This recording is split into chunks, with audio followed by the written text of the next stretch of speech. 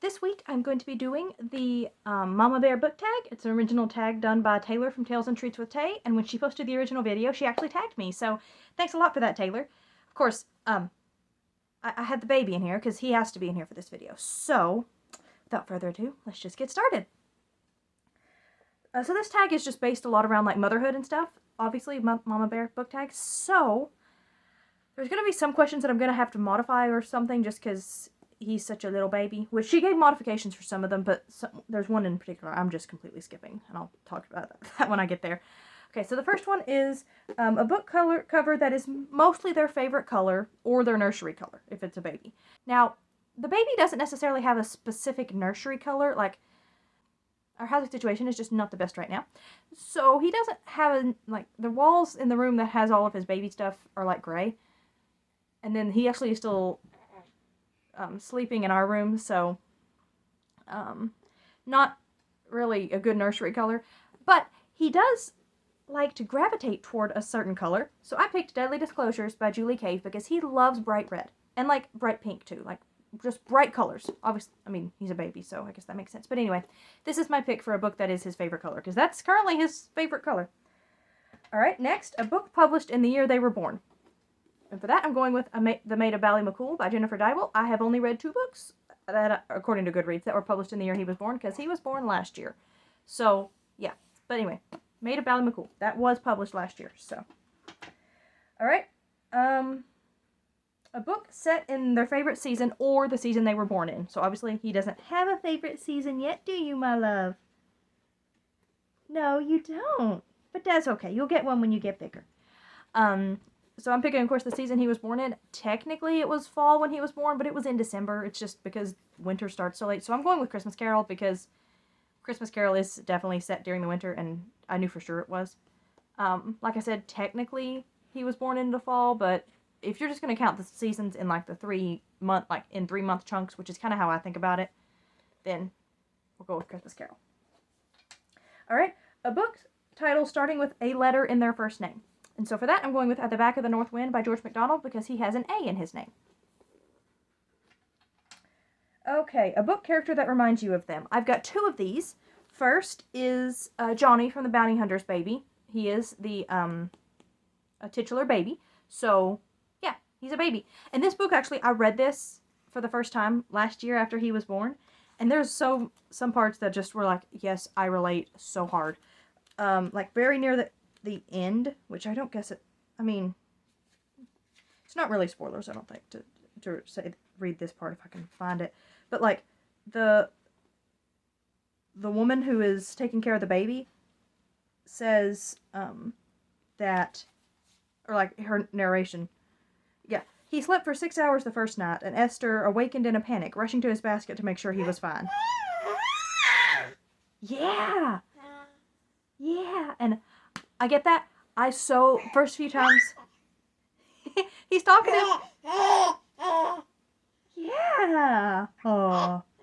He's got a smile. He's smiling at me, so these are at the very least medium noises, but I think they're happy noises. But anyways, I definitely also woke up in a panic the first time he slept all the way through the night, and I was like, oh no, is he okay, but at this point we're fine with it. But that was something that I read that, and I'm like, oh my goodness, I so relate, because he had just done that, like, a night or 2 before, I think, when I read that line, and I was like, oh, that is me right now. So yes, that one, and then also, in Alon Book 2, Insurrection, this is one of my favorite series. I'm going to do a reread this month, I hope. So look out for my wrap-up where I just will gush and watch on Goodreads for me to just give 5 stars and have no coherent thoughts about why I love this series. But there is a baby in this book named Nigel. He is a big part of it. And yeah. So those are the only 2 books I can think of easily that have babies. Alright, the next question is... Oh, there we go. Alright, the next question is... a book with something in it they love or something they love to do. Now, of course, he's a baby, so it's a little difficult to come up with that, but I picked Narnia because he loves to eat, as all babies do, I think. But there are definitely... the eating scenes in Narnia really stand out. I think there's at least... Yeah! They do stand out to me, buddy. I think every book has at least one scene with eating being really important. Like, Lion, the Witch, and the Wardrobe, it's Turkish Delight. Prince Caspian, they eat the apples at the beginning. They kill the bear in the middle and eat the bear meat. And then at the end, yeah, at the end they have that party. And Edmund eats chocolate because he thinks it looks like, or eats dirt because he thinks it looks like chocolate. Which is one of my favorite details from any book ever, is that this child ate dirt because he thought it looked like chocolate. Yeah! He's happy. Alright, Voyage to the Drinkable Light. And they eat at Aslan's table there at the end. Silver Chair. They have that feast at the beginning in Narnia, and then obviously at the end, or they eat the eels with Puddleglum, and then obviously they have the food with giants, and then food in Underworld. And then when you go to Horse and His Boy, Shasta has food with the Narnians, and then he has food with the dwarves there when he actually goes to Narnia. Magician's Nephew, you have the toffee tree, and also, of course, the apple is a big part. And then Last Battle, they eat from the tree there at the end. The tree's at the end, and then there's some other stuff, too, I think, about eating. So there's a lot of eating in Narnia. And really, can I go a video without mentioning Narnia, unless it's a wrap-up? No, probably not. Especially not. Can I do a tag video without mentioning Narnia? No, probably not. Usually I have to save Narnia for the best answer for Narnia. So, yeah. Alright, a book you have enjoyed or think you would enjoy together. So this is both. Winnie the Pooh. I have already read this to him. I will be reading it to him again when he is a little bit bigger. Because Winnie the Pooh. It's precious. And like I said last video, if you don't like Winnie the Pooh, I don't want to hear about it. And I don't know if I trust you as a person if you don't like Winnie the Pooh. That's kind of joking, kind of not, also because Winnie the Pooh is precious. Hey, it matches. Cool. Alright, next is a book you'd recommend or have recommended to them. You know what? I'm going to get the bunny book. Alright, so I have 2 books that I'll recommend to him now. And I think I might have already read these to him before. Yeah, I'm just making sure I'm still on the right question. Alright, so first is It's Not Easy Being a Bunny. I've talked about this in another video, but this was my favorite book when I was a baby. My favorite book to the point that I read it so many times that my parents tried to skip pages because they were sick of reading this same book. And I knew that they were skipping the pages, and I wouldn't let them. So, yes, it's just a very sweet story about a little bunny who decides he doesn't want to be a bunny anymore, and he goes and he tries to move in with the bears and the birds and beavers and pigs and moose and possum. Like, he moves in with a bunch of different animals. And then at the end, of course, spoilers, I guess, for this. Why am I giving you a spoiler warning for this? At the end, of course, he realizes that he doesn't want to be a bear or a beaver or a pig or a possum. He wants to be a bunny. And it's just very sweet. And I love this book. Alright, and then the other one that I have for that is Junior's Colors. These were both books that I loved in my childhood. Actually, I think these are my childhood copies. I know this one is in... Oh, yeah, this one is real beat up, too, see? So, yeah, these are my childhood books. But this one is VeggieTales based, obviously.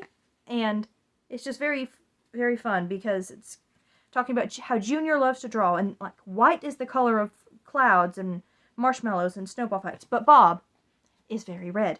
Then it goes through orange and yellow and blue and black. But Bob is very red.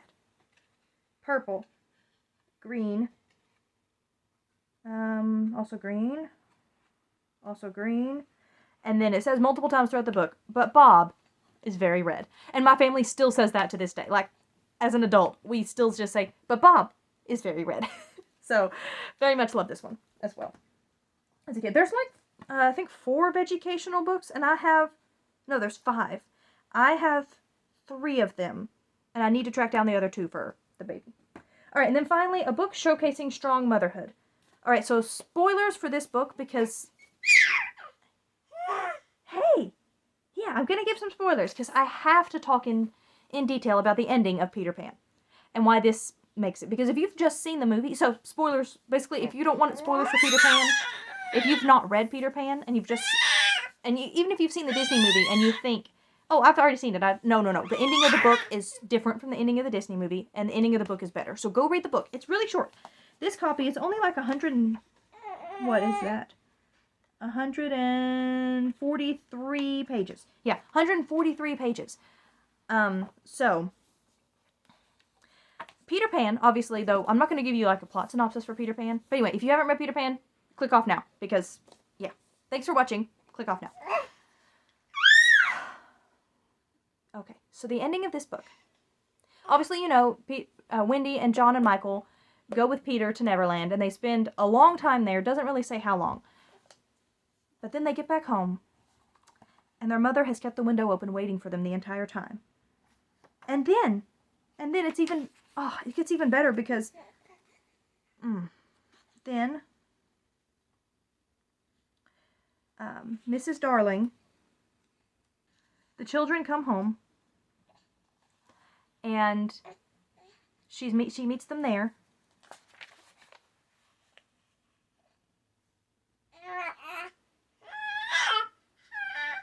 She didn't believe, yeah, so she comes home and walks in the room, and then all of the Lost Boys go back with them. They leave Neverland and go back home to England with Wendy and John and Michael. And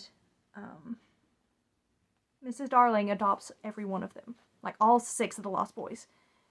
And just like she always kept her windows open, and then when they brought home friends, she's like, yeah, of course you stay. And it's just, oh man, this book is so good. All right, so that is the end of the Mama Bear book tag. I want to tag Bethany from Bethany Brings Books, because I know she's got kids. They come pop in on her videos a lot, so I wanted to tag you. And anybody else who wants to do this tag and answer the questions in the comments or do your own video for it, consider yourself tagged by me. And she said obviously you can do it about your mom as well as your kids. So if you're not a mom, you can do it about your mom. So yes. He's a very happy boy. Alright, thank you guys so much for watching, and I will see y'all next time. Please like and subscribe. Bye. Hey guys, so I filmed the rest of this video actually earlier this week, but after I filmed it and before I posted it, I hit 100 subscribers. So I wanted to say thank you guys very much. I really appreciate all y'all sticking around and watching the videos. And keep an eye out for a post where I'm asking on my community tab where I ask for questions for a Q&A, because that'll be my 100 subscriber special, will be a Q&A. So thanks again.